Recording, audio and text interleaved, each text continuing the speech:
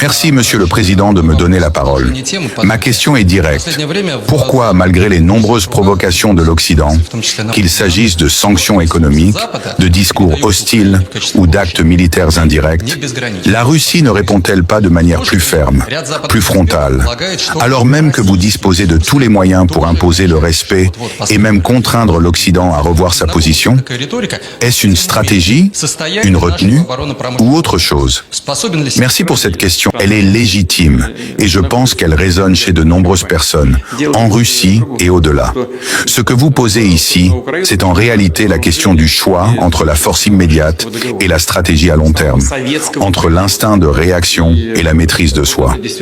Voyez-vous, la Russie n'est pas un pays jeune. Elle n'est pas une puissance née d'un coup de force ou d'un accident de l'histoire. Elle est l'héritière de 1000 ans de civilisation, d'épreuves, de victoires et de renaissance.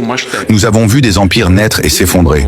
Nous avons survécu à des invasions, à des révolutions, à des guerres mondiales, à des blocus, à des tentatives d'encerclement. Et nous sommes toujours là. Cela, ce n'est pas le fruit d'une posture agressive. C'est le fruit de notre capacité à observer, à analyser, à attendre et à agir au moment juste.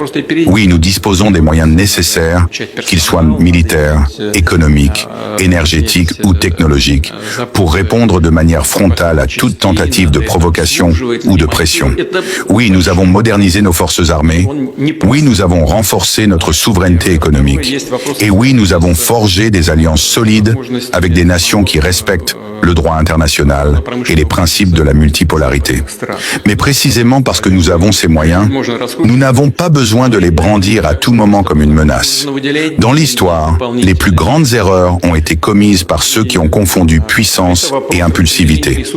Répondre à chaque provocation par une réaction immédiate, c'est entrer dans une spirale de conflits qui ne profite à personne, sauf peut-être à ceux qui vivent du désordre.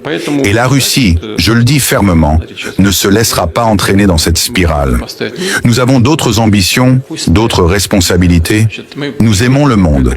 Cela peut surprendre venant de la bouche d'un président que certains médias occidentaux décrivent comme froid, stratégique, voire autoritaire. Mais je le répète, nous aimons le monde, nous aimons la paix, nous respectons les peuples, leurs traditions, leur droit à choisir leur chemin. Nous ne croyons pas à l'uniformité imposée par une seule puissance ou un seul modèle culturel. L'ordre international ne doit pas être celui du plus fort, mais celui du plus juste.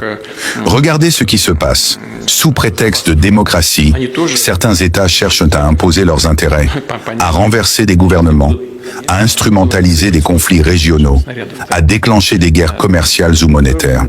Et quand un pays comme la Russie dit simplement « non, nous ne marcherons pas dans cette logique », alors on le sanctionne, on l'isole, on le diabolise. Mais nous ne céderons pas, parce que notre force est dans notre calme, dans notre mémoire historique et dans notre vision du futur.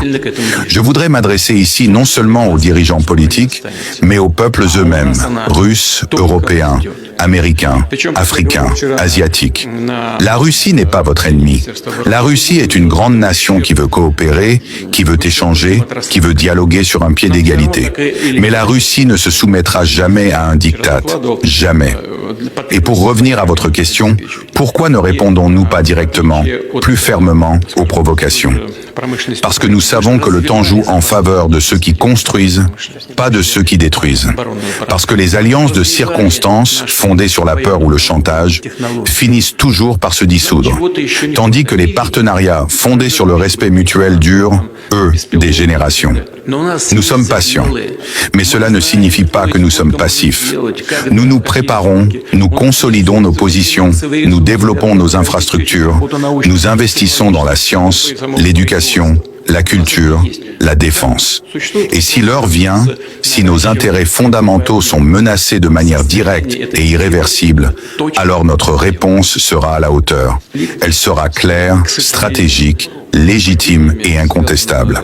Mais jusqu'à cette heure, nous continuerons de tendre la main à ceux qui veulent bâtir un monde multipolaire, équilibré, respectueux des peuples et des nations. Nous continuerons d'aimer nos alliés, de soutenir ceux qui résistent à l'arrogance, de tendre l'oreille aux voix étouffées par le bruit des puissants. Car au fond, c'est cela la grandeur. pas de tout détruire pour prouver qu'on est fort, mais de construire, de protéger et d'inspirer sans jamais renoncer à ce que nous sommes.